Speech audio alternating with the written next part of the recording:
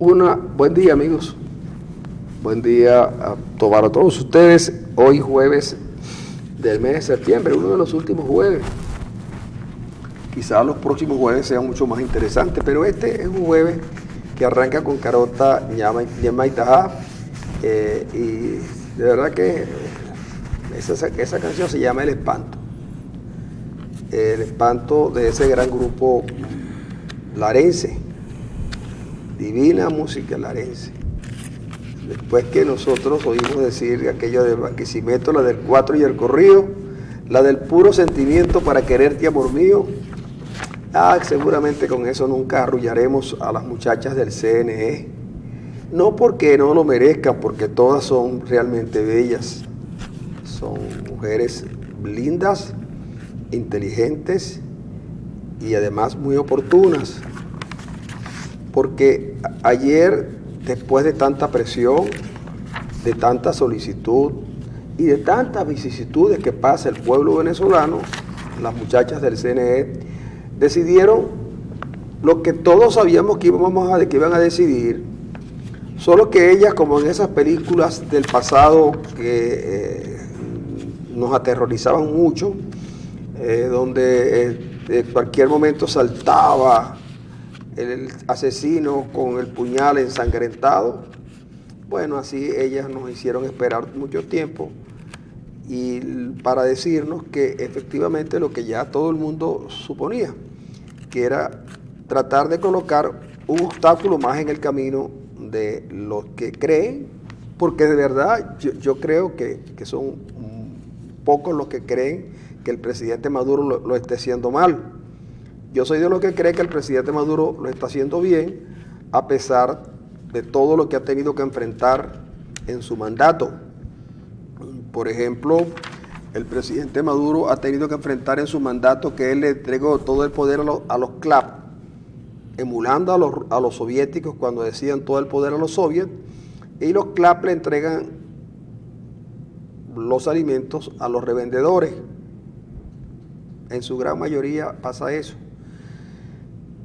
Además, el presidente Maduro, desinformado como siempre, no sabía que eso de los CLAP solo podía llegar a 10% de las personas. Por eso es que algunos han juzgado mal al presidente Maduro, que como todo buen hombre lleno de intenciones, pues sus intenciones pareciera que no son comprendidas por algunos.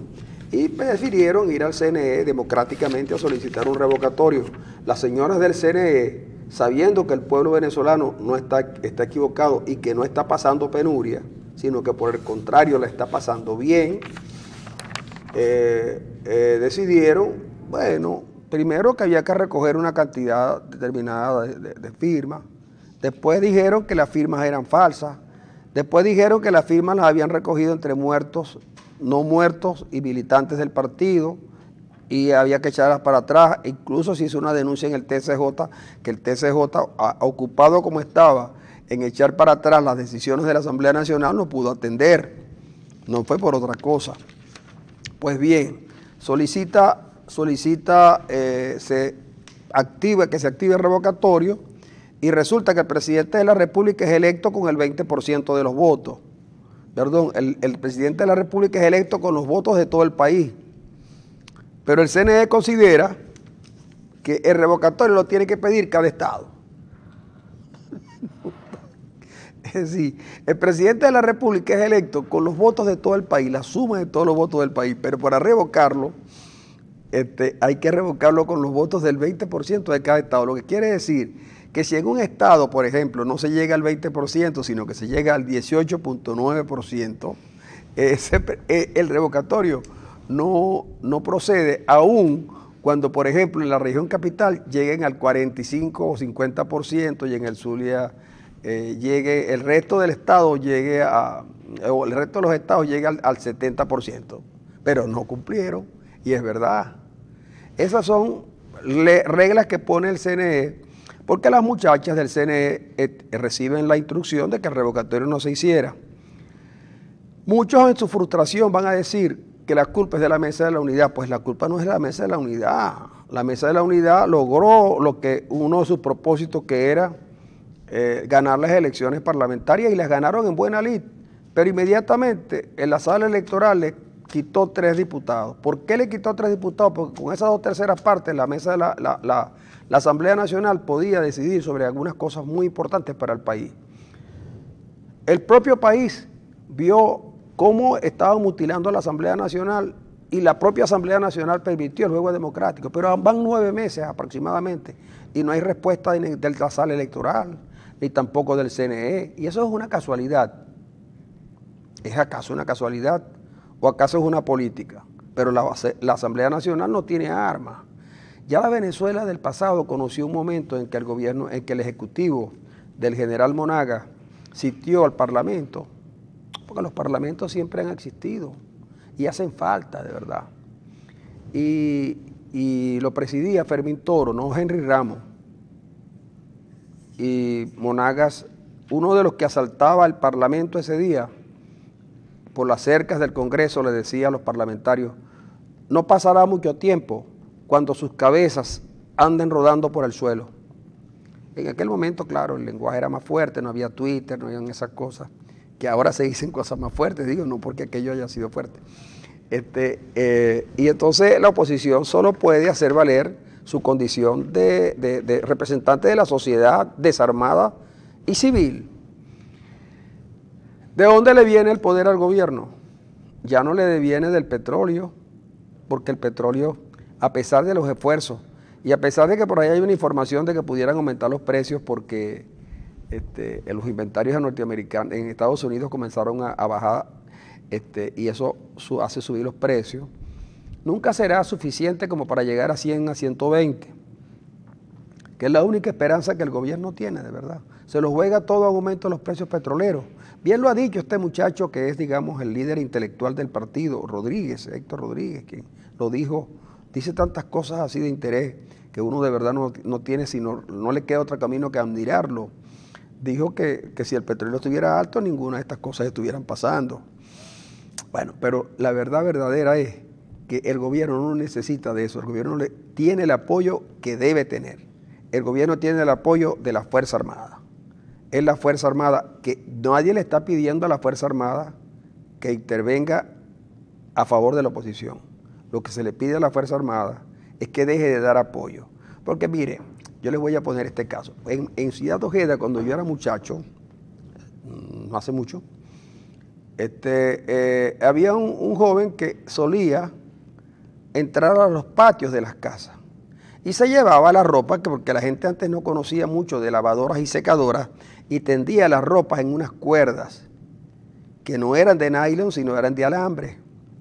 Alambre que a veces se oxidaba y le generaba inconvenientes a la ropa, pero este caballero entraba en los patios y se llevaba la ropa, y una que otra vez se llevaba una gallina o cualquier cosa que consiguiera en el patio. Y todo el mundo sabía que era él. Es Lelito, el hijo de Vicentica. Era común decir: me robaron la sábana, le robaron la cotica, porque así le decían las blusas de antes. Le robaron los zapaticos, había unos zapaticos que llamaban USK, que eran unas boticas que llevaban para el colegio. Le robaron las boticas a la muchachita. Lo único que no hacía Lelito era venderlas en el mercado de los corotos de Ciudad Ojeda, porque no había. De seguro las traía el de Maracaibo, que siempre existió. Pero ¿por qué Lelito? Todo el mundo sabía que Lelito, el hijo de Vicentica, era el que se robaba la ropa de los tendederos y que otra vez se llevaba las gallinas. Porque Lelito tenía el apoyo de 2 policías que eran familiares de él. Y entonces nadie se metía con Lelito, nadie lo metía preso, aun cuando Lelito era un delincuente, porque tenía unos policías que eran amigos. Y el jefe civil visitaba la casa de Vicentica de vez en cuando. Entonces, claro, más o menos como ahora, porque ¿por qué hacen todo lo que hacen? Porque tantos aviones Sukhoi, tantos helicópteros, tantos tanques han ido regando de comisiones los predios más verdes y fértiles del país, y entonces barajo el tiro si estos caballeros no son capaces de decir, por ejemplo, un evento, la patria socialista y fidelista, por ejemplo, Claro. Lo que pasa es que uno dice estas cosas y se molestan unos y otros, pero es verdad. Hace tiempo que en Venezuela estamos transitando una vida en un régimen sin libertades democráticas, con libertades democráticas limitadas, conculcadas. Y sin embargo, yo sigo insistiendo que hay que seguir operando. Fíjese, cuando había la mayor presión sobre el gobierno internacional, sobre todo, que ha sido muy dura, revivieron el diálogo. El diálogo era solamente para tratar de lograr hacer esto que hoy hicieron. Nada de estas cosas fueron logradas al azar. Esto estaba preparado, esta decisión venía, pero cuando corresponde, como hacen los buenos planificadores, la fecha se la vamos a dar el día tal. Y ahora el argumento, ¿cuál es? El argumento es que no les da tiempo, no es por nosotros, es que no les da tiempo, porque el riesgo que corrieron en las elecciones parlamentarias no lo van a volver a correr. El riesgo que corrieron en las elecciones parlamentarias no lo van a volver a correr. Entonces es evidente que en Venezuela no hay que perder la cabeza, porque solo se pierde la cabeza por amor. Solo por eso se pierde la cabeza. Pero hay que tener conciencia de que no siempre los fujimorazos son iguales. Tienen diversas maneras de expresarse. La gente creía que iba a haber un fujimorazo con Fujimori a la cabeza. No, hay un fujimorazo, porque Fujimori no dio el golpe, el fujimorazo no se dio en Perú, sin el apoyo de los militares. Ella te la dejo ahí para que tú aproveches que hoy vine con la vena poética, ¿no? No, pero no solamente se pierde la cabeza por amor. ¿No? Los verdes también la pierden por otra razón.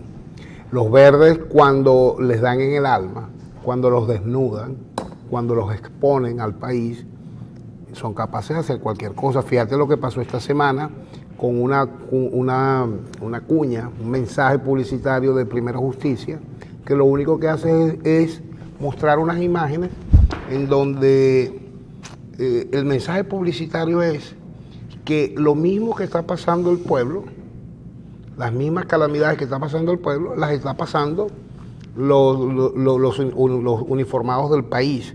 La cuña lo único que dice es que mientras el papá está reprimiendo, controlando una marcha, está la hija pasándole mensajes de texto desde la casa diciéndole: papá, la medicina de mamá que está enferma. Papá, acuérdate de traer el pollito que no tenemos con qué comer. Eso es lo único que dice esa cuña publicitaria.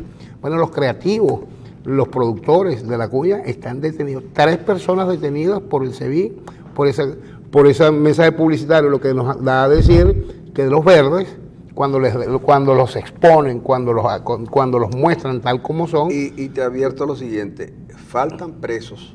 Ah, sí. Faltan presos porque todavía hay que ir, mira. Yo lo dije, bueno, a mí no me gusta decir estas cosas así porque ustedes van a pensar que yo soy el guionista. Que yo soy una suerte de oráculo, o que van a venir a consultarme sobre los resultados de la última lotería, que yo no sé si en Venezuela todavía se juega lotería. Pero, sí, triples y terminales. Pero por eso, pero yo lo que tengo temores es que la gente venga a preguntarme sobre los resultados, qué es lo que va a salir. Pero les voy a decir lo siguiente, miren. Esto de los señores no es porque irrita a los militares, porque no. Esto es para que sepan lo que en Venezuela pasa.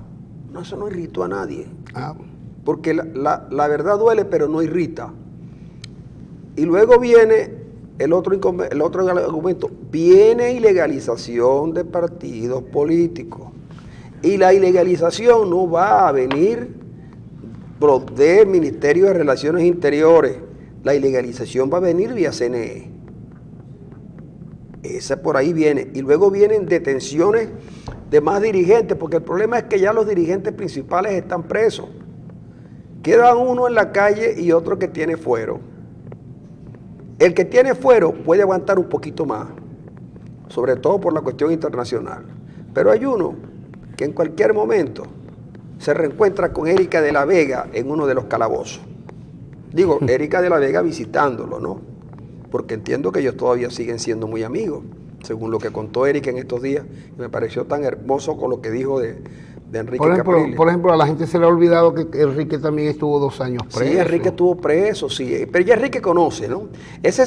No, lo que quiero significar es que no es el único, sí, que pero, no es el único Leopoldo ni Manuel. Las regiones han ido metiendo presos por amedrentamiento y poco a poco irán metiendo presos. Después vienen algunos comunicadores, como les dicen ahora, también irán a Chirona. Como nosotros. No, yo no soy comunicador, yo soy economista. Ah, ok. Por eso, ahora vas a decir que eres economista. No, es que yo nunca he negado que soy economista. Lo que es que te dejaste de eso. Lo único es que yo, por ejemplo, aprovecho que en mis charlas de economía que debo dar aquí en las mañanas para hablar de otros temas. Pero una vez que me digan que esos temas no se pueden tocar, yo no los tocaría. Incluso yo llegaría a decir que PDVSA es la empresa petrolera más prestigiosa del mundo y donde no hay corrupción. Y que Standard Poor's, como dice Rodrigo Cabeza, está equivocado. Exacto, pero Rodrigo Cabeza, cuando Rodrigo venga para el programa, con él conversamos sobre Standard Poor's y sobre la carta que le envió a Maduro que yo tengo. Yo tengo la carta que Rodrigo Cabeza le envió a Maduro. ¿Y saben por qué la tengo? Porque él me la entregó a mí. Y yo le dije, mira que yo leí la carta. Mira que esa carta desgraciada dice cosas que Maduro le desmonta el cuento de la guerra económica. Pero a lo que me quería referir es que después vienen detenciones, vienen prisiones, claro, porque este es un régimen que ya no va a guardar las formas, claro. Eso de ayer es una señal evidente de que no van a guardar la forma.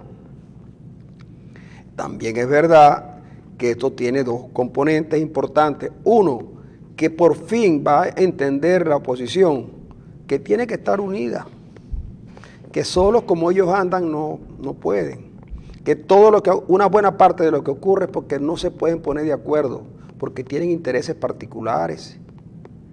La gente que no tiene que tener dos dedos de frente, porque con uno también se entiende, se da cuenta que en la oposición hay una pelea y la oposición que llamo yo formal, que es la de los 4 partidos, pero por fuera está María Corina, que fue capaz de decir porque la burguesía es soberbia. A mí lo que más me gustó de la burguesía, cuando yo era del proletariado, era la soberbia con que hablaban. Los burgueses son soberbios. Y María Corina dijo, si el revocatorio es para el 17, no cuenten conmigo. Y yo dije, ¿cuántos batallones tiene esa mujer, chico? ¿Cuántos batallones tiene esa mujer para decir semejante cosa? Ah, pero habló con la soberbia de la burguesía.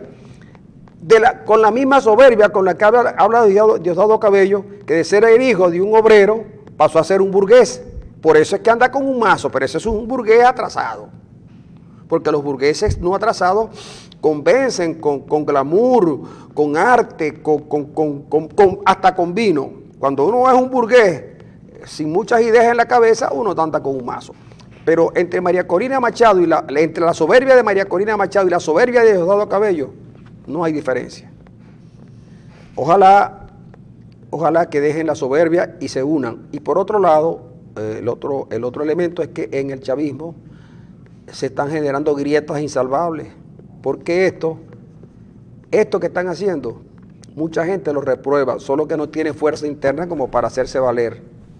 Pero la gente lo reprueba porque por aquello que todo el mundo sabe, no le hagas a los otros lo que no quieras que a ti te hagan algún día.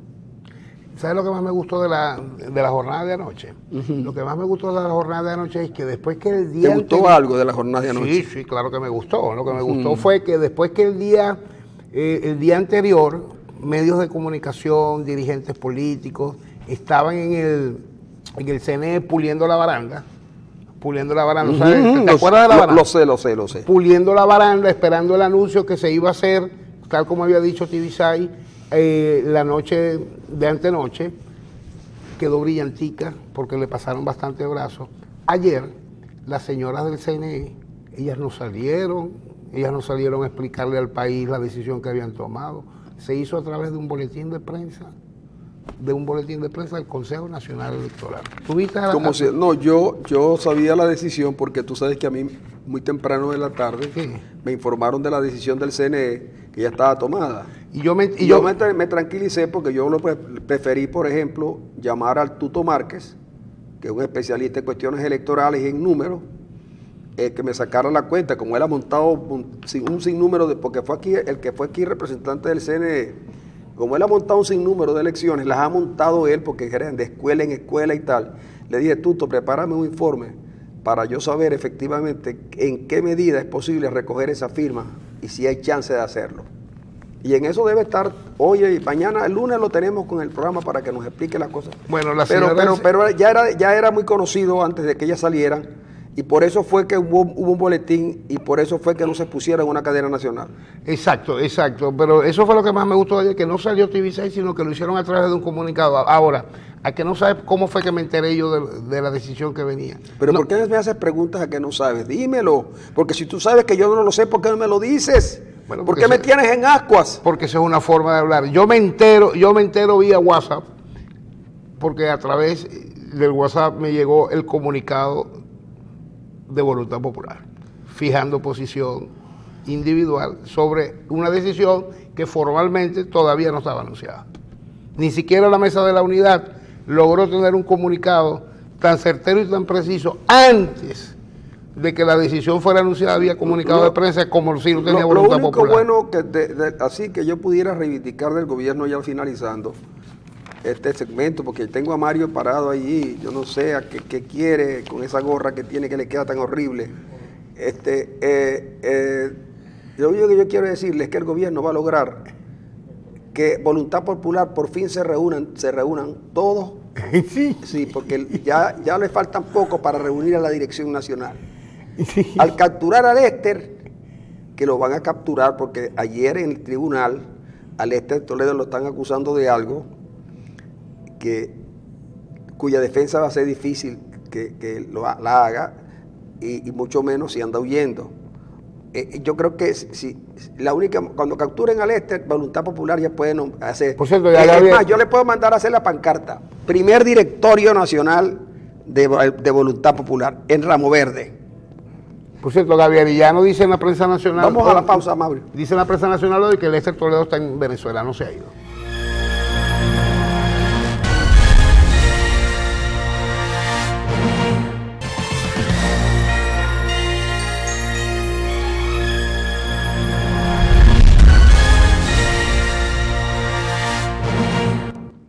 Aquí seguimos, amigos, a esta hora de la mañana, después de haber comentado un poco lo que ocurrió ayer en términos informativos. Las muchachas del CNE, por supuesto, lograron lo que se les había encomendado, porque hay que reconocer, cuando uno era pequeño, habían dos tipos de muchachos, los mal mandados y los bien mandados.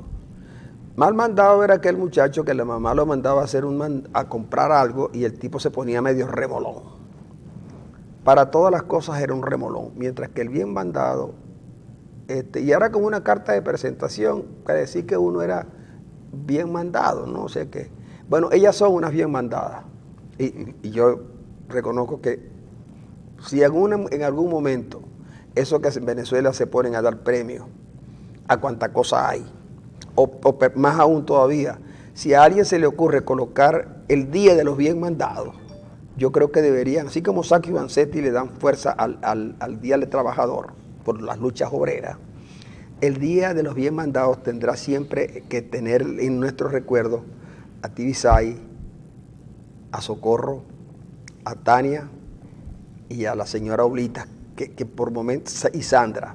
Bueno, conmigo está Regulo Pachano, en el Zulia, ampliamente conocido, dedicado desde muy joven, aunque sigue siendo un hombre joven, a las lides que por comodidad en el lenguaje llamaremos culturales.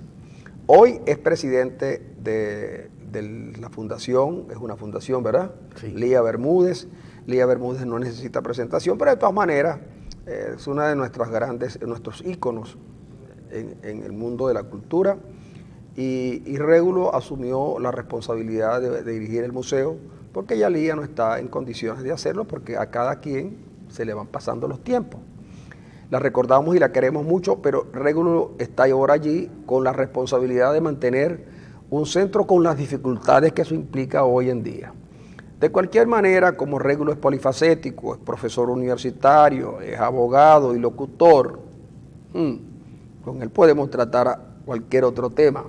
Y no quiero comprometerlo porque quisiera preguntarle a Régulo, porque yo sé que él tenía unos amigos ahí en la urbanización Irama. ¿Tú alguna vez te sacaron de tu casa? No, nunca. Nunca.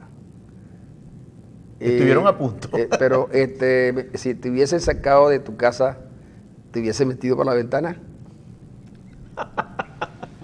Bueno, la casa tiene ventanas. Suerte que tú eres un hombre que antes, cuando estabas más jovencito, eras más menudo. Pero imagínate a Maduro metiéndose por las ventanas del Mercosur, que son tan estrechas, y con lo gordo que está, le va a costar bastante. Pero bueno, dejemos eso porque quizás más adelante, en el día de hoy mismo, mañana, yo comente este asunto, porque esto no va a pasar desapercibido. Cuéntanos tú, Régulo, qué es hoy el Día Bermúdez y qué será, cómo lo ves en un tiempo. Bueno, luego de 23 años de trabajo ininterrumpido y creo que el Centro de Arte ha venido a cumplir una función referencial dentro de lo que es la gestión cultural en Venezuela. Indiscutiblemente no solo por el hecho de haber sido la primera fundación de Estado regional que se crea en los años 90 cuando comenzó el proceso de lo que se llamó descentralización en el país, y que era todo un proceso de experimentación del maestro José Antonio Abreu, que era el ministro de Cultura sin cartera con Jaime Lucinchi, y él creó este tipo de fundaciones. Entonces, hoy creo que en día el Centro de Arte Maracaibo Elías Bermúdez marca ese referente por cuanto desmistifica el concepto de cultura que tradicionalmente nosotros estábamos acostumbrados, y que a pesar de que en los años 50 ese concepto de cultura referido única y exclusivamente a las bellas artes había sido desmontado, en algunos países del mundo y en algunos sectores más conservadores ese era el concepto que se seguía manejando. Y el Centro de Arte desmonta esta situación. Hoy en día le ha hecho comprender, entender, todavía nos toca seguir avanzando, de que la cultura es un servicio público, que la cultura es más que las bellas artes. ¿Y a dónde lo vemos? Indiscutiblemente el Centro de Arte llegó, se quedó y se metió dentro del corazón de la gente, y hoy en día el Centro de Arte es más que ese recinto propiamente de las artes, porque yo le he dicho que el Centro de Arte se ha convertido, y así lo visualizo, como un centro cívico en nuestra ciudad, como tal. Sí, y además que lo único que pudiera objetarse en este caso no tiene que ver justamente con el Centro de Arte, es que estando allí en el centro de Maracaibo, ese centro de Maracaibo tantas veces prometido que se iba a arreglar, que se iba a rescatar, que nunca se hizo. Sin embargo, el esfuerzo que ustedes hacen, no solamente fue al de imponerse, que ya fue importante, porque eso es una referencia, quizás, no quiero ir muy lejos, pero quizás la referencia, cuando se habla del Centro de Arte, se está hablando de la principal referencia del Zulia. Por lo menos yo lo siento así, porque hay eventos de todo tipo y porque uno siente que allí hay vida permanente, cosa que uno no ve en otros espacios. Bueno, solo el año pasado cerramos con 976 actividades en todo el año. Eso implica que son promedio más de 3 actividades diarias, aparte de las expositivas que son permanentes, ¿no? Claro. Es una dinámica muy importante. Y una de las cosas que siempre me ha llamado la atención del Centro de Arte de Maracaibo, como otras instituciones culturales también de la ciudad, pero siempre lo he focalizado allí, es que a pesar de las crisis, a pesar de los presupuestos con los que los ningunean quienes deben asignarle los recursos, a pesar de todas las dificultades, el Centro de Arte de Maracaibo creo que solamente cierra unos días en diciembre y durante Semana Santa, y de resto está abierto todo el año para ofrecer diversión, esparcimiento, recreación, actividades para el alma y el espíritu, a pesar de los pesares, haciendo milagros presupuestarios. Sí, históricamente para nadie es un secreto que el área cultural, de eso saben los que estudian la economía y las políticas económicas del país, nunca forma parte de los principales rubros del presupuesto de la nación, por mucho que se diga. La cultura no da voto, ¿no? Bueno, yo creo que eso decían, ¿no? Y creo que eso ha cambiado un poco en algunos niveles, Indiscutiblemente la cultura, tal vez los gestores, los gerentes culturales, como lo llaman algunos, nombre que yo no estoy de acuerdo con eso, pero los gestores culturales, si realmente son pocos, los beneficiados del hecho cultural es la gente, es la ciudadanía, y en la medida en que tú le des esa posibilidad, ahí tienes un puntal político sí, que pueda sacar. Pero fíjate, por ejemplo, que una institución que está obligada a atender el asunto cultural, que a mí tampoco me gusta llamarlo así, pero es un asunto importante, que es la universidad, que incluso tiene una dirección de cultura, que incluso entre las funciones de la universidad está la extensión y allí puedes ubicarla con facilidad. No se sabe si por la carencia presupuestaria, que la tiene la universidad hace muchos años, pero la dirección de cultura comenzó a perder fuerza y nada, pues entonces que ahora es un organismo burocrático donde hacen unas pequeñas cosas y mantener una nómina.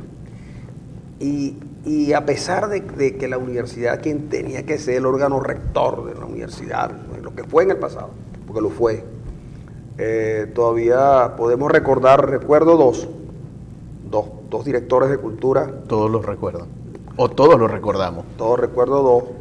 Y a lo mejor usted me pregunta ahora a mí, que soy profesor universitario, ¿quién es el director de cultura? Y seguro estoy que no sabría decir. Luis Gómez. El profesor Luis Gómez. El profesor Luis Gómez. Bueno, debe ser sucesor de Georgina Palencia. Debe ser, sí. Era que usted, como siempre, está más informado que yo en estas cosas, pero en un momento Sergio Antillano fue director de cultura. Y César David. Y en otro momento un poeta zuliano fue director de cultura. Y hasta uno que no recuerdo ahora, José Francisco Ortín. Le dio el toque. Claro, ahora es muy fácil desligarse de esas cosas por el presupuesto, pero yo digo, ahí es donde uno tiene que hacer el trabajo, porque yo sé que Elías Bermúdez no tiene el presupuesto que debería tener, ni se le asigna, ni se le toma en cuenta para la propuesta final. Pero ustedes siempre están en el ambiente. ¿Por qué? El cómo es fundamental. Primero que yo soy profesor de la Universidad del Zulia, ¿no? Tírale piedras, como hacemos todos. No, yo no creo que es de tirarle piedra, ¿no? Estoy totalmente de acuerdo con lo que dice el profe en el sentido que la universidad fue el referente de la gestión cultural en la ciudad. Nadie puede olvidar los finales de los años 60, los años 70, donde quien llevaba como política pública en beneficio de la gente era la acción cultural desde la universidad. Está en todas las declaraciones que yo he dado, incluso la profesora Georgina Palencia hizo un trabajo en relación a las políticas culturales universitarias y allí está recogido como tal. Pero yo sí creo que si bien es cierto que luego hubo como una laguna o un espacio como perdido en el tiempo, en los últimos tiempos sí se han dado algunas acciones importantes desde la Dirección de Cultura de Luz para recuperar todo ese espacio que tenía la universidad. Pero por supuesto estamos hablando de 20 años perdidos, no de la noche a la mañana no se puede lograr. Creo que el tema de la definición de políticas culturales, las propuestas de hacer un circuito cultural del Estado, pero aún eso no es suficiente porque creo que indiscutiblemente para la universidad tampoco es una prioridad el hecho cultural como tal. Por ahora yo me pregunto, el Teatro Baral y todo su accionar, y el MACSUR y todo su accionar, ¿no es expresión de la política cultural de la Universidad del Zulia? Bueno, eso es lo que estoy diciendo, que de alguna manera la universidad en estos momentos, a pesar de todas estas circunstancias, bueno, todavía hay una deficiencia en el tema de asumir el tema de lo cultural desde la universidad. Sí, Ahora, ¿cómo lo hacemos? Yo creo que hay algo que tiene que ver. A mí me dicen, me preguntan siempre, ¿tú tienes vida social? ¿Tú tienes vida privada? Le digo, por supuesto que tengo vida privada, yo me baño, por ejemplo, ¿no? Sí. Pero el tema del centro de arte, voy a hablar del centro de arte porque es de la institución que estoy autorizado para hacerlo y lo conozco perfectamente. Hay un equipo, Lía fue tan visionaria que una de las visiones que tuvo Lía es justamente formar un equipo de trabajo. Y hacer un equipo de trabajo fue un equipo de trabajo cohesionado, un equipo de trabajo que ella lo vio a futuro. Lamentablemente hoy no nos acompaña uno de esos pilares fundamentales de ese equipo, que es Paolo Pizzari, pero que tiene que ver mucho con lo que somos nosotros hoy en día, por su visión, por su crítica, por su acción. Entonces yo creo que ahí tiene que ver mucho. Y por una cosa importante, por su condición humana. Claro, bueno, es que todo eso está sustentado en su condición humana. Y todo eso tiene que ver a que muchas veces, y la gente me lo dice, nosotros vamos a Lía Bermúdez y siempre encontramos a alguien de ustedes en el Lía Bermúdez. Tú no puedes mostrar tu casa y hacer de tu casa cuando tus amigos llegan a tu casa y nunca te consiguen a ti, ni a tu esposa, ni a tus hijos, ni nada por el estilo. Y ahorita yo creo que se está dando ese proceso. Estamos viendo las cosas buenas que está haciendo el Museo de Arte Contemporáneo del Zulia en estos momentos, con la profesora Lourdes Peñaranda ahora al frente, en la Fundación Teatro Baral también. Y eso tiene que ver, y con esto te digo, el sentido de identidad, de pertenencia, de hacer eso. Yo digo, esa es la casa de uno, si uno pasa allí más tiempo. Entonces, ese amor, esa identidad, esa entrega es lo que hace la diferencia como tal. Por eso te decía, cuando hablábamos de otras cosas, presupuesto, bueno, históricamente nosotros hemos padecido. Nosotros tenemos más de un año sin recibir un bolívar del Ministerio del Poder Popular para la Cultura, ningún tipo de presupuesto. Más de un año. Gracias a Dios, la Gobernación del Estado Zulia, que en este caso es nuestro ente tutelar, y allí donde va la universidad como ente tutelar del MACZUL y del Teatro Baral, tiene que también velar por ellos. Nosotros hemos hecho las acciones con la Gobernación del Estado como nuestro ente tutelar y hemos recuperado ese espacio dentro de la política pública del Estado, como por ejemplo como lo hizo Osvaldo Álvarez Paz cuando creó la Fundación Centro de Arte Maracaibo Lía Bermúdez. Es decir, el ente tutelar, porque ese es otro problema, y esa fue una de las grandes debilidades del famoso decreto ese cuando se crearon las fundaciones de Estado, que le dieron la posibilidad a los entes descentralizados de crear este tipo de fundaciones, los creaban, pero luego no tenían ningún compromiso, ni presupuestario, ni con sus trabajadores, ni nada. Eso hay que trabajarlo.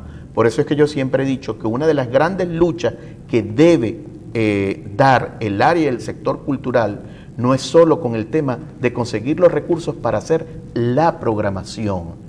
La programación es una de las grandes responsabilidades, pero lo institucional, lo humano a lo cual tú te referías, los motores, lo que mueven eso, es tan importante, lo más importante. Fíjate tú lo siguiente, cuando yo no quería de ningún modo hacer comparaciones que pudieran malponer a una institución tan importante como lo es la Dirección de Cultura de la universidad, solo quería reflejar el hecho de que aún no teniendo los recursos de que se deben disponer, ustedes hacen tres actividades por día durante el año. Y uno que vea la otra cuestión dice, bueno, está bien, hay problemas de presupuesto, pero tú tienes que buscar la manera de que teniendo allí un recurso tan importante como son empleados, obreros y estudiantes, no haya una suficiente presencia de la gente en los eventos. Y entonces ves como cuestiones aisladas, que si el Orfeón, que si la orquesta tal, que si no sé qué cuestión. Y tú me has dado la razón. Es decir, el problema es que el asunto de la cultura no puede verse en la universidad no puede tomarse como parte del reparto político que hay. Por eso yo lo hice a propósito, nombrando a Sergio Antillano y a César David Rincón, no tanto por lo que militantes o no de partido fuesen, sino porque eran tipos representativos de la cultura y que eran líderes en su momento. Y si bien es cierto, también tenían la condición de ser, digamos, adherentes a un planteamiento, esa gerencia media que tiene que ver con las cosas no debe cambiar.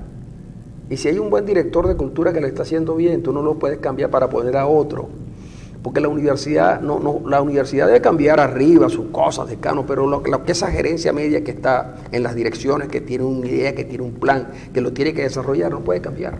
Yo creo que la clave es verdad, la clave la dio, porque yo sí estoy haciendo una comparación, porque yo conozco como usuario, como gerente, como promotor, como difusor, conozco el Baral, conozco el Maxul, conozco el Centro de Arte de Maracaibo, Liga Bermúdez, yo sí hago las comparaciones, y él acaba de dar la clave, es el sentido de pertenencia del personal que hace. Sí, lo que pasa es que Régulo no terminó de plantear, que hace vida dentro de las instituciones. Tú vas, yo me acuerdo a Pablo Pizarri, con quien compartí muchísimo, mira, él desde que se levantaba hasta que se acostaba era soñando y pensando, no en el día de hoy ni en el día de mañana del día Bermúdez, él estaba un mes, 2 meses adelantado en la programación. A Régulo lo conocí precisamente en los pasillos del Centro de Arte de Maracaibo, del Centro de Arte de Maracaibo, Liga Bermúdez, bregando, batallando, buscando presupuesto, inclusive hasta formándose y capacitándose en el área, porque hasta sacó una maestría en gerencia cultural en ese periodo, o sea, para cada día ser mejor. Pero fíjate, Martín Sánchez, fíjate que la gente le estrella este fin de semana, por cierto. Pero yo creo que deben una palomita. Pero déjame decirte algo, Régulo, porque hay que aprovechar de esas cosas. Es que me interesa que puntualices sobre esto, porque alguien te decía, es que tú no tienes vida privada, tú le dedicas toda tu vida a esto. Entonces, claro, en el fondo de lo que se trata es de que este es el hecho cultural, como no le importa poco, porque tú tienes más interés por la gente que la gente a lo mejor por ti. Entonces tú poco a poco vas logrando que la gente cambie. Y entonces eso no, a lo mejor no se logra de la noche a la mañana, pero si tú no tienes un equipo con quien pensar y hacer eso, obviamente que no tendrás nunca éxito.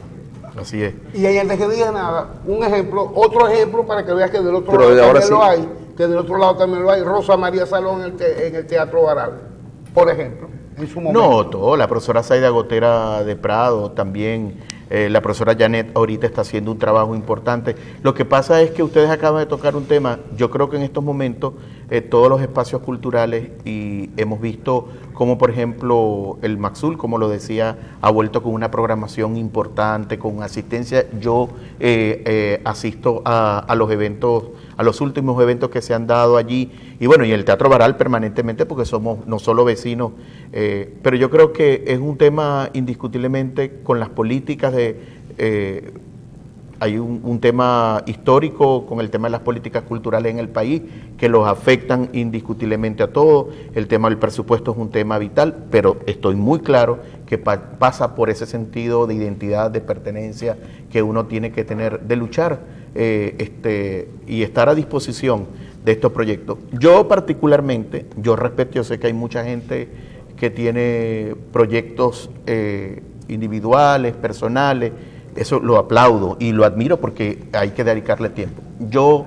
Mi proyecto de vida ha sido en estos últimos 25 años el Centro de Arte de Maracaibo, Liga Bermúdez, porque incluso lo que hago en la universidad como docente es justamente eso que ustedes me están preguntando, transmitírselo a las nuevas generaciones, a mis estudiantes. ¿Cómo es ese modelo de gestión?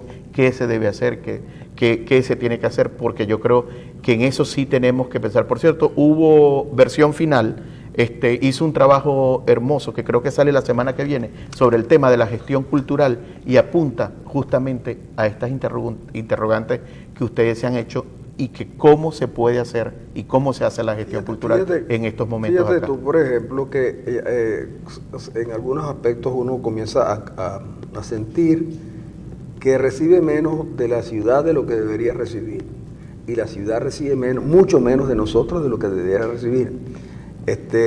Los espacios públicos en Maracaibo abandonados. ¿La excusa cuál es? Que no hay presupuesto. Y el presupuesto se inicia gastándolo en 5, 6, 7, 8, 9, 10 burócratas. Y cuando hablo de burócratas no estoy hablando despectivamente, estoy diciendo de personas que son importantes. Pero por ahí arranca todo. Pero la gente no participa. Hay una avenida que está arborizada. Pero resulta que un día a un buen gobernante se le ocurrió colocar riego por goteo. Y el gobernante no sabía, porque seguramente quien le vendió el proyecto le dijo que era bueno, y efectivamente no es lo mismo tener un camión cisterna llevándole agua a la avenida que un río Pocoteo. Pero el hombre no le dijo que el agua de Maracaibo es un agua, que son poquitos muy pequeñitos, y entonces el agua, el sucio que trae el agua los tapa, los daña. El barro. Y además del barro, y además de eso, resulta que el calor de Maracaibo es muy fuerte de día y de noche, y entonces los daña. Y cuando se le dijo, pero es que porque en el desierto los israelíes utilizan, sí, pero en el desierto la noche es fría, y entonces las mangueras se echaron a perder. Pues, una buena idea, pero los vecinos, que sí están allí y que podrían cobrar hasta menos, podrían todos los días, ¿verdad?, ponerle un tobo de agua a cada mata, y queda muy lindo, ¿no? Antes se hacía, todavía es frecuente ir a Santa Lucía, digo Santa Lucía porque, y tú ves que las señoras salen en las tardes y en las mañanas, barren sus pedazos de acera. Entonces, aquí la gente, no, la acera que la barran los salserines, y las calles, si no hay salserines, no se limpian. Y máquinas no se contratan, porque si contratamos máquinas que son más rápidas y pudieran ser más eficientes, no, porque entonces dejaríamos a los salserines sin trabajo. Y los salserines nosotros contratamos 400 y cobramos 800, se nos acabaría el negocio. En fin, tantas cosas, ¿no? Y con esto de las plazas pasa lo mismo, ¿no? ¿Cuánto tiempo tiene que a Maracaibo no le hacen una plaza? Mucho. Y no harán más. Bueno, la última la hizo el gobernador al final de la Avenida El Milagro, que por supuesto el dueño del hotel debe estar muy agradecido. ¿Y la Plaza Europa? La Plaza Europa. ¿Hay una Plaza Europa? Hay una Plaza Europa recién inaugurada, recién recuperada e inaugurada por la alcaldía de Maracaibo. ¿Dónde queda la Plaza Europa? Que no. ¿Dónde queda la Plaza Europa? Ese es el gran misterio de la ciudad, pero de que existe la Plaza Europa y fue reinaugurada y todo, está. Tú sabes que te estoy escuchando hablar de los vecinos, y yo lo paso al Centro de Arte. Por cierto, los vecinos también riegan el asfalto, porque el asfalto le va a crecer las maticas al asfalto, también lo riegan los vecinos. De los vecinos, que son los amigos, el Centro de Arte también ha tenido en eso un acierto importante. La Sociedad de Amigos del Centro de Arte Elías Bermúdez, que son esos vecinos, que son esos amigos que ayudan en nuestra gestión y en que mucha de nuestra programación le llegue directamente a la gente. Que por cierto, este próximo sábado a las 12 del mediodía, ellos han tomado una iniciativa de invitar a diferentes 30 chefs de la ciudad, jóvenes, muy jóvenes todos, creativos, y entonces se hace el almuerzo de los chefs a beneficio de la Sociedad de Amigos del Centro de Arte, pero a la vez... Este domingo. Este sábado a las 12 del mediodía. Esa es la de los sombreros, exactamente, ¿no? Pero a la vez lo han hecho en una alianza con el Museo de Arte de la Moda, que lo preside Ana María Rincón Canaán, y entonces han tomado el tema de los sombreros como otro elemento para el almuerzo. Entonces, esto también va generando que muchos de los diseñadores de la ciudad, diseñadores de acá, comiencen a ser creativos, y entonces ya se ha posesionado en un evento importante que ya forma parte de la tradición zuliana. Ya forma parte y de nuestra programación emblema como tal. Y todo esto lo hacen los amigos, con su tiempo, con sus recursos. Allí el Centro de Arte no coloca ni medio, solo recibe. ¿Y el domingo se inaugura la primera versión de Visiones Contemporáneas, y lo digo la primera visión porque el Zulia es una cantera de artistas plásticos, tiene una cantera de artistas plásticos muy importante, y vamos bajo curaduría de Martín Sánchez.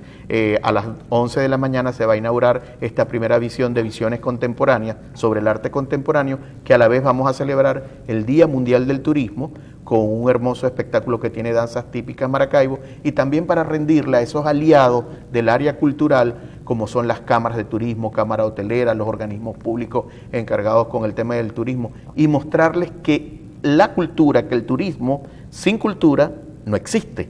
Y por eso vamos a celebrarlo allí este próximo domingo. Vamos ya terminando la conversación, le va a darle las gracias a Régulo por haber estado con nosotros, pero quisiera preguntarle lo siguiente.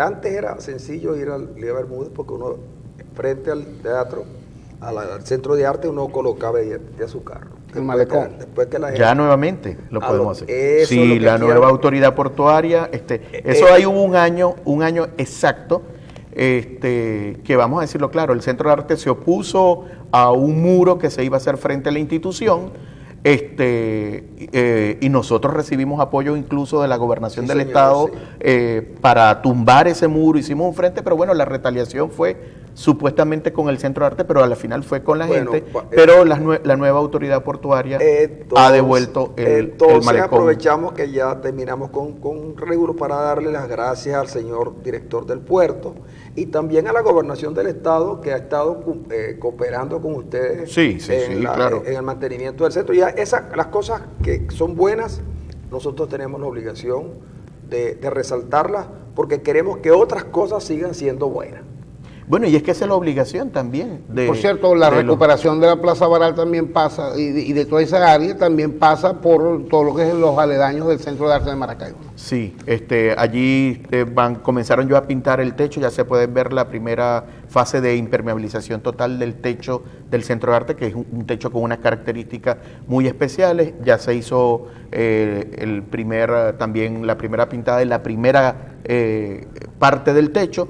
Viene luego la segunda para concluir con el tema de los pisos exteriores. No todo es malo en el Palacio de los Cóndores. Yo no he dicho que las cosas son malas en el Palacio de los Cóndores, y mucho menos los Cóndores. Señores, vamos a ir a una pausa y que Regulo, te agradecemos haber estado con nosotros. No, a ustedes. Feliz y contento de estar aquí. Vamos el fin de semana. Esta vez además yo voy a estar por allá el sábado porque me atrae esa oferta de los chefs y además para estar en un recinto que a mí me encanta. Yo no lo quiero decir, pero a mí me gusta ir al Lía Bermúdez. No sé por qué tiene para mí un encanto particular. Más que el tuyo no, pero el mío, a mí me encanta ir al Lía. Entonces el sábado yo quería hacer allí con compañeros de La Pata del Colibrí el programa, que lo vamos a hacer algún día ya. Claro que sí. Vamos a hacerlo, en cualquier día esto vamos a hacer allá en el Lía Bermúdez, La Pata del Colibrí, que como ustedes saben es un programa que no se sabe si es de radio, televisión o de Periscope, pero que lo transmiten por Periscope. Amigos, nos vamos a la pausa.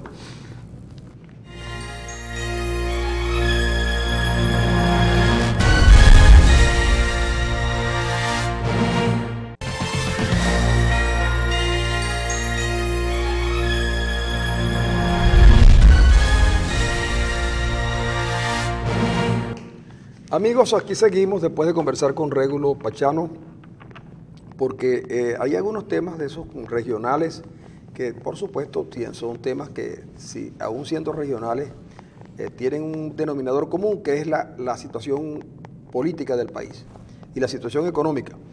Por ejemplo, nosotros mañana vamos a conversar con Negro Villalobos, que es el presidente del Comité de Feria de Maracaibo. A propósito de que los medios informaron que en Maracaibo se había hecho muy común y era ya una tradición realizar lo que llamaban el encendido de las luces de Bellavista.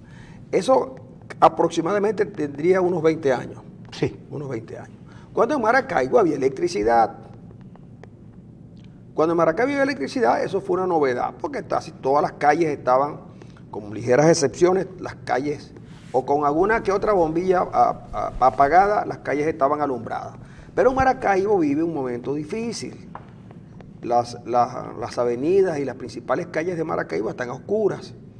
Y están oscuras porque nadie las atiende. Y no las atiende porque la División de Alumbrado Público de Corpo Elec, que es como se llama ahora la anterior en el BEN, no tiene recursos para funcionar. Eso lo sabe Corpo Elec, eso lo sabe el gobernador y eso lo sabe la señora alcaldesa. Pero entre los tres debería haber alguna idea de cómo resolverlo. Ayer casualmente pasé por una calle, una pequeña calle donde están unas villas y vi la calle iluminada. Casualmente, una de las más transitadas es paralela a esa avenida. Pero esa no tiene electricidad, no tiene luz de ningún tipo. Entonces, viene lo del encendido de Bellavista, que ya era muy feo. Al final ya las últimas 3 o 4 ediciones fueron horribles, fueron feas, las cosas que montaban allí no sé, eran sin gusto, casi montadas con desidia, y lo único que causaban de verdad era molestia a la ciudadanía, que no podía ese día viernes ir de un lado a otro porque resulta que atravesar de este a oeste a la ciudad era difícil. Total que gracias a Dios, miren ustedes, porque las crisis también traen oportunidades. Gracias a que las calles están oscuras, la alcaldía por fin acabó con ese mamotreto que llamaban las luces de Bellavista. Eso no quiere decir que la alcaldía de Maracaibo no, bueno, sí es que están, sí, porque es que también era que antes los gobernantes se iban a pasar sus vacaciones fuera, las vacaciones de ellos las pasaban, se iban a Miami, a Aruba, a Curazao, cuando Curazao no querían. Pueden hacer un evento también en una emblemática como en la Plaza de la República, que es una plaza pequeña, pero de todas maneras para recibir el año, para las cosas, digo yo, ¿no? Si es que los funcionarios no tienen que irse de vacaciones, si se quedan aquí. Y en eso obviamente debería mancomunarse tanto la gobernación del estado como la alcaldía de Maracaibo. Pero lo que me llamó la atención de todo esto es que el presidente de la feria, y mañana hablaremos con él, nos decía que este año vamos a tener una feria muy religiosa, ¿no? Porque vamos a acompañar todos los eventos religiosos, todos los eventos que tienen que ver con la Señora Virgen de Chiquinquirá, que es digamos que el elemento clave en la feria, pero que prácticamente se había abandonado porque la gente prefería irse la gente se iba para una cosa que llaman el amanecer, que ya a esta época del año nos tenían locos los amaneceres, porque había amaneceres en cuantos sitios habían, y venían muchos conjuntos colombianos a darnos ese baño de venezolanidad. Y venía que si Celedón, que si Aníbal, que no, Aníbal no, es que si el otro, que si Pipe, que si Dangond. Venían para acá y bueno, y la gente colombiana que vivía aquí gozaba mucho, ¿no? Bueno, este año pareciera que tampoco van a haber esos amaneceres porque no hemos visto en las promociones nada. El año pasado le entregaron la feria, las corridas de toros, a unos señores que tenían de ser los que habían organizado las ferias, las corridas en Córdoba, en España, y que tenían el background de Mérida y San Cristóbal. Pero aquí yo quiero decir lo siguiente: la gente antes de comprar la entrada debe pedir el documento de identidad de los toros, porque el año pasado tengo la impresión de que nos metieron chivos por toros. Claro, hay que reconocer que tenían cara de toro, pero ya ahí en adelante no podemos decir lo mismo. Los toreros sí, porque estaban vestidos de luces, pero pudiera ser que en algún caso tampoco fuesen toreros. Es decir, unas corridas insípidas, sin fuerza, sin calidad, sin nada. Y además las querían vender con motivos maravillosos, como si por ejemplo en Santa Lucía se hubiera colocado la primera plaza de toros del Zulia. Entonces, los toros parece ser que sí, ya me dice Ronald, que un hombre que está metido en la tauromaquia, que sí va a haber una corrida, y por supuesto va a haber béisbol. Las Águilas siempre jugarán al 18, juego que por naturaleza siempre pierden, y nosotros estaremos allí para disfrutar del derrota. Del juego, y para seguir las tertulias después del juego hablando mal del equipo. Pero hasta allí llegan las cosas. Entonces digo yo, porque me preguntaban, ajá, ¿y qué más tenemos que ver? Esto que estamos viendo, ¿verdad? El venezolano siente que ha perdido espacio, que hasta la diversión comienza a perderse, y los únicos que no ven estas cosas son los gobernantes. Siguen hablando con un optimismo enorme, tratando de venderle a la gente una esperanza que hace tiempo perdió, pero que con la feria de la Chiquinquirá nos estamos dando cuenta que si no es la última, será la penúltima. Pero sin embargo la alcaldía, fiel a su tradición, va a ser va a haber reina de feria. Yo les advierto lo siguiente: si me tocara a mí participar en el concurso de reina de la feria, yo no aceptaría. ¿Por qué? Porque ¿qué caso tiene participar de ser reina de una feria que no existe? ¿A quién pretenden engañar con un reinado?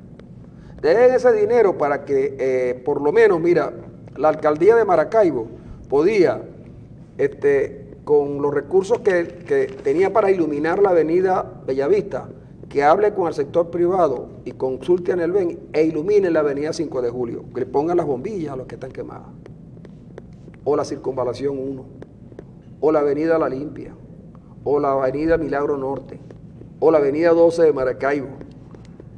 ¿De acuerdo? Esa es una idea que no es mala si la alcaldía no se molesta con lo que estoy diciendo, porque últimamente suelen molestarse mucho por casi todo. Pero es verdad,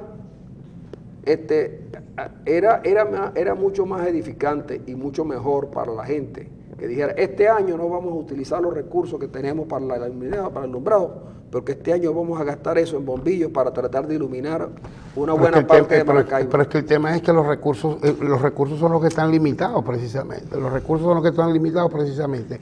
Nadie hubiera entendido que la alcaldía estuviera derrochando dinero en unos festejos cuando hay tanta crisis, con tanta situación. El año pasado se la criticó porque se hizo un encendido de Bellavista estando en un periodo de racionamiento eléctrico. Este año que asume la decisión de no hacerlo, ante todo lo que está pasando, también se la va a criticar por eso. Bueno, toda gestión pública merece crítica, merece observaciones.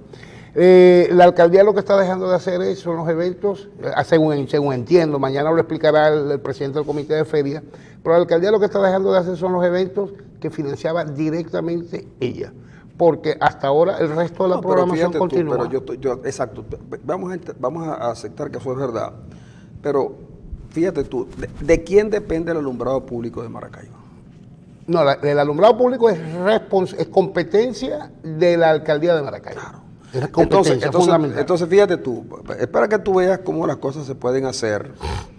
Está bien, no tenemos la totalidad de los recursos para pagar, porque el encendido no era solamente, Ronald, poner electricidad, llenar de luces la avenida, no. Era contratar conjuntos, tarimas. Sí, que para mí ha sido un evento del cual yo me he opuesto los últimos 15 años. Pero al margen de eso. Y que no pasaba de un día, no pasaba más allá de un día, el día de la fiesta, de la inauguración. Al margen de eso, entonces gastabas un dineral que por supuesto también ayudaba a muchas familias, porque los músicos tienen familias, en fin, y los vendedores ambulantes aprovechaban para vender sus cotufas y sus cosas. Entonces, pero algún dinerillo queda. Entonces, claro, con como la alcaldía de Maracaibo sabía que iba a tener problemas de recursos, pudo haber, por ejemplo, hacer como protesta. Mira, nosotros el dinero, lo poquito, lo mucho que hay en dinero, lo vamos a utilizar para comprar bombillas y para arreglar, por ejemplo, el alumbrado de una calle emblemática en Maracaibo, como puede ser la avenida 5 de Julio. No, de poder hacer ahora cosas se pueden hacer cosas. Pero además, allí cabe el discurso de decir, mira, nosotros estamos protestando, porque en vez de esto, y hay un responsable. Pero las cosas, Ronald, no se hacen, yo hasta creo que no es por desidia, sino no se hacen porque no se tiene idea de qué es. Ya esa es harina de otro costal. Bueno, justamente, y es como yo te digo a ti, por ejemplo, que los profesores, que las universidades, cada vez que tienen un problema, acuden al expediente del paro. Bueno, está bien, porque el paro, antes los paros lo hacían los estudiantes, hasta un día que los profesores descubrieron que el paro era mejor, si que era convocado por ellos, porque los estudiantes no tenían prácticamente nada que decir al respecto, a pesar de que eran los grandes afectados. Por eso yo siempre estuve siendo estudiante opuesto al paro y siendo profesor también. Pero en estos momentos, cuando el paro es la única salida, yo propongo, por ejemplo, en la universidad, para llamar la atención, que en vez de un paro, los profesores universitarios en protesta, y eso sí es una protesta brava, se dé clase toda la Semana Santa. Y se convoquen clases el 24 de diciembre y el 25, y el 31 y el 1. Entonces en el mundo dice, la gente dice, esto sí es una protesta,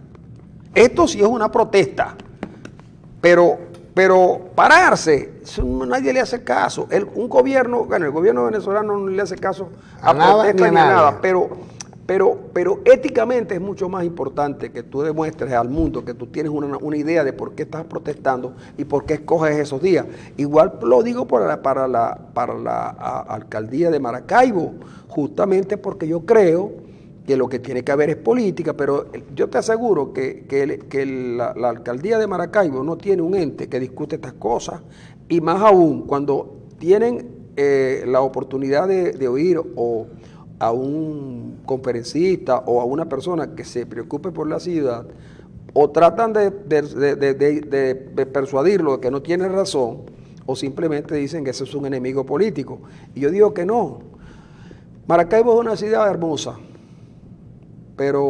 y habitable, pero los gobernantes no quieren que la gente la viva.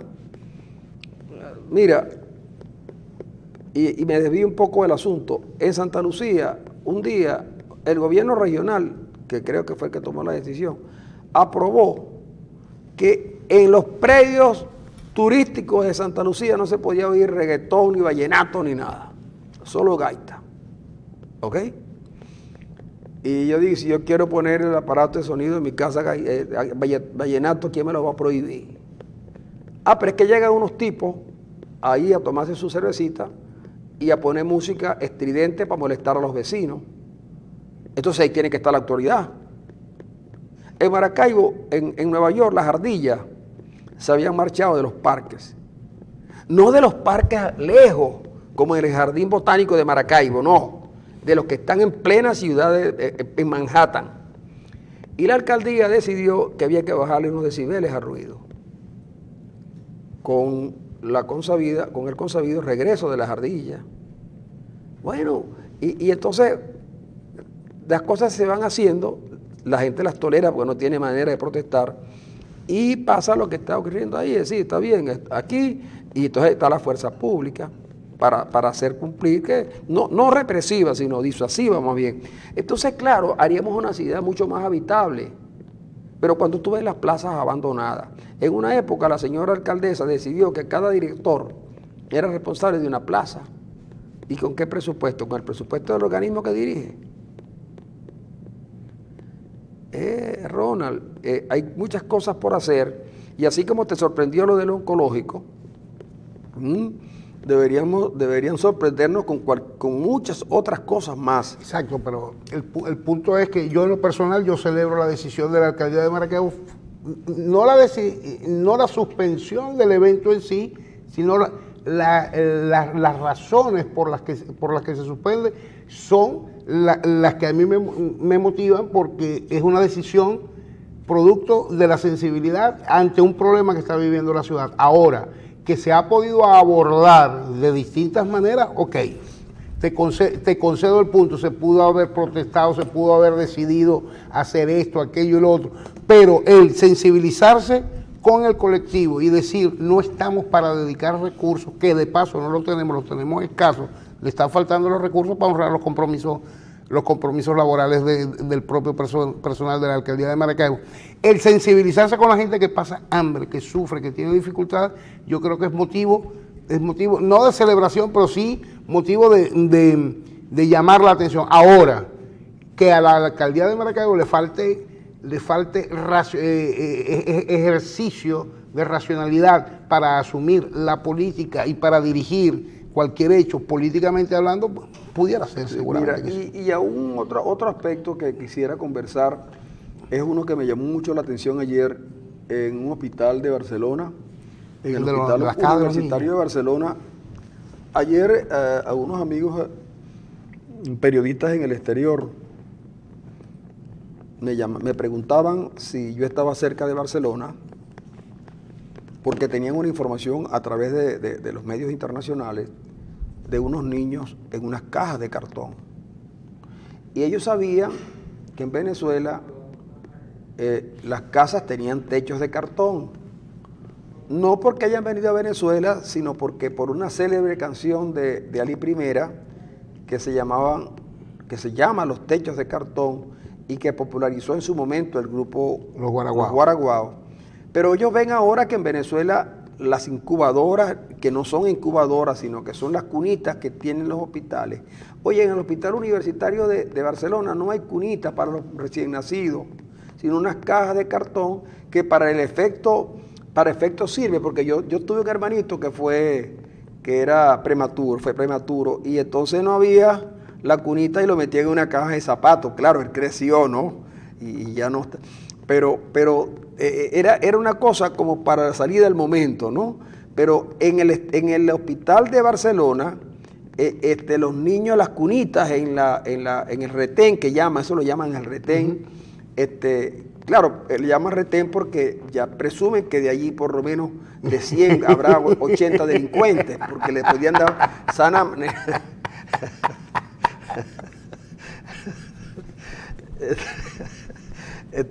pero le dicen también sala maternal, pero bueno, también le dicen retén. Y entonces cuando tú ves alineadas las cajas de cartón y los muchachitos con sus papás, que deben ser niñitos de familias muy pobres, claro, uno dice, mira, este es el hospital universitario de Barcelona, no es el hospital Ronald Rodríguez de Barcelona, es el hospital universitario de Barcelona. 46 neonatos. Y entonces, cuando me decían, pero eso de verdad está ocurriendo en ese país que dice ser una potencia, que íbamos a poseer la potencia dorada, la potencia de no sé qué cosa, que estábamos nadando en un mar de petróleo, y así están los niños en el hospital universitario de Barcelona. Mira, por cierto, que presuntamente la imagen, quien tomó la imagen y la difundió para tratar de sensibilizar a Venezuela y al mundo, fue un médico, fue alguno de los médicos, el SEBIN. Lo detuvo. Lo detuvo por estar conspirando. Cualquier cosa le van a achacar al doctor, que lo único que hizo fue mostrar la realidad. Me imagino buscando que alguien se sensibilizara y solidarizara con el hospital. Pero yo te voy a contar algo. Mira, yo en estos días estuve por la avenida La Limpia. Yo no sé si esa avenida se llama La Limpia, la que va de la curva de Molina a la Concepción. No, esa ya no es La Limpia. Yo no sé cómo se llama. Debe llamarse Evelyn Trejo de Rosales. La Limpia termina precisamente en la curva. Bueno, esa no sé cómo se llamará, porque como esa viene del barrio Panamericano hacia arriba, puede llamarse entonces, no sé, cualquier nombre, pues.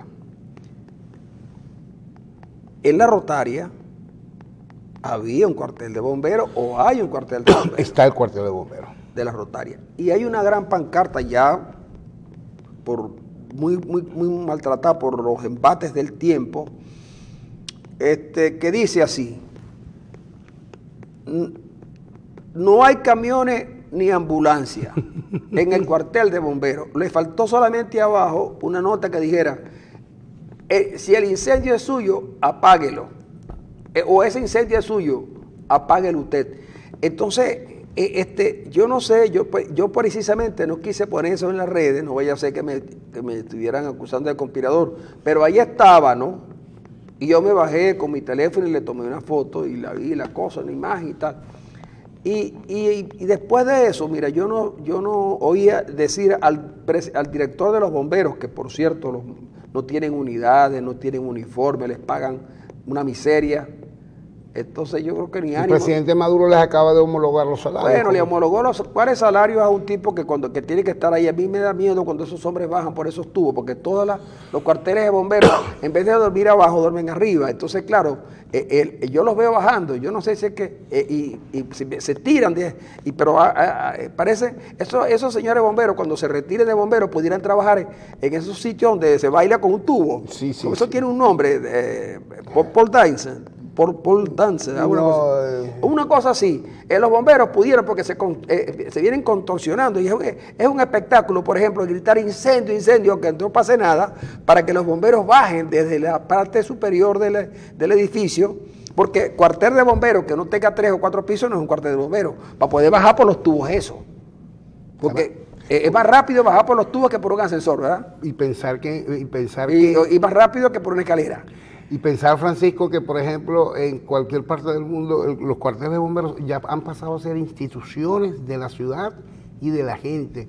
Ahorita empiezan a salir las promociones en Europa de los calendarios sexy de los bomberos, Y de las bomberas, digo. No, salen de los bomberos fundamentalmente. Claro, porque los bomberos muestran las mangueras. Pues. Exactamente, y otras cosas más y tal, pero en Roma también, vas a ver que a partir de septiembre empiezan las promociones de toda esa gente, Ahora, porque los bomberos sacan sus calendarios para solidarizarse con causas nobles y justas de la ciudad. Y entonces la gente en estos días... Aquí vamos a tener que hacer los calendarios nosotros para solidarizarnos con ellos. En estos días, un tipo que no podía, que estaba esperando un taxi y no pasaba, le echaba maldiciones y decía que Dios no existía. Pues.